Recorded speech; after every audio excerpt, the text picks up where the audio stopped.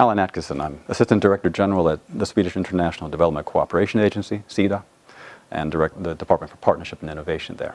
One of the things that I appreciated about the keynote today was that we had quite a wonderfully interactive discussion during and afterwards. And so I'm going to be bringing back with me a lot of the questions that were raised about the future for capacity development in the context of national statistical organizations. You know, the very foundations of the work that they're doing are changing. It's not just a volatile world, it's a volatile, let's call it environment, data ecosystem, where both new and wonderful opportunities are emerging around artificial intelligence, other actors in society that are producing data, but also new challenges about what that means and the new skills, the new institutional capacities long-term that these organizations now need to develop.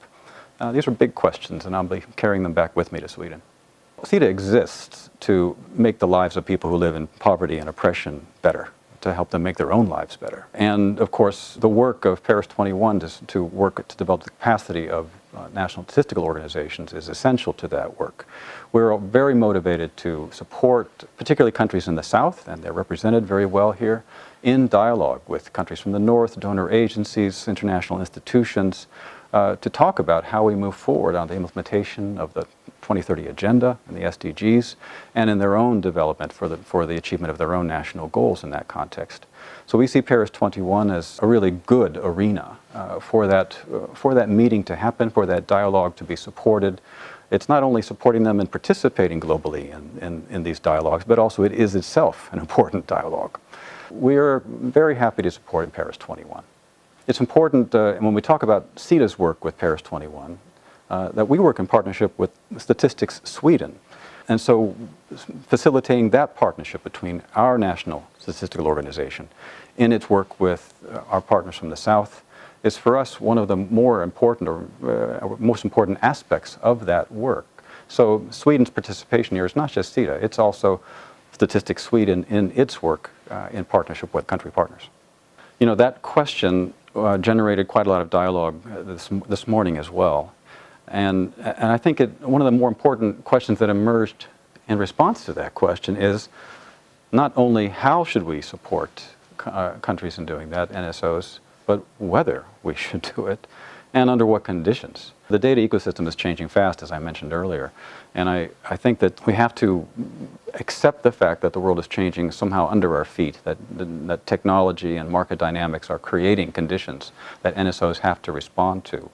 But we also have to be a bit questioning about what that means in terms of the creation of global public goods, which data is and should be for the most part, and how we support them both in their role of doing quality control, stewarding, convening, providing, but being a kind of facilitator in the middle for a much broader system than these public systems have been before.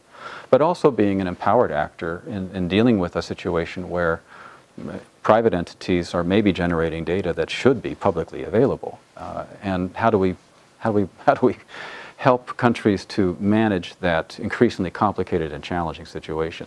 While the question is also a good one, should we encourage them to go in that direction? My initial answer was, I don't think we have much choice. I think the world is changing in that way, and we have to provide them with the skills and institutional capacities that they need to manage that change. The Bern Network is a great idea. It's a new idea. We're just ourselves getting familiar with it and thinking about what our relationship to it will be. Of course we're supportive. We see the need. Sida is already investing quite significantly in the capacity development of statistics and NSOs. What I think we also want to see is, as with Paris 21, that any dialogue of this kind helps to empower and strengthen the role of our partner countries in the global dialogue around the role of statistics and the role of data and global public goods in the achievement of the 2030 Agenda and the SDGs. And of course, it's always one of our goals, you might say these days, to stimulate the mobilization of other resources, other actors into this ecosystem so that it grows organically and not just with the input of donor money. So it's going to be a very exciting dialogue with the Bern Network, and we're looking forward to seeing how we can best contribute to that.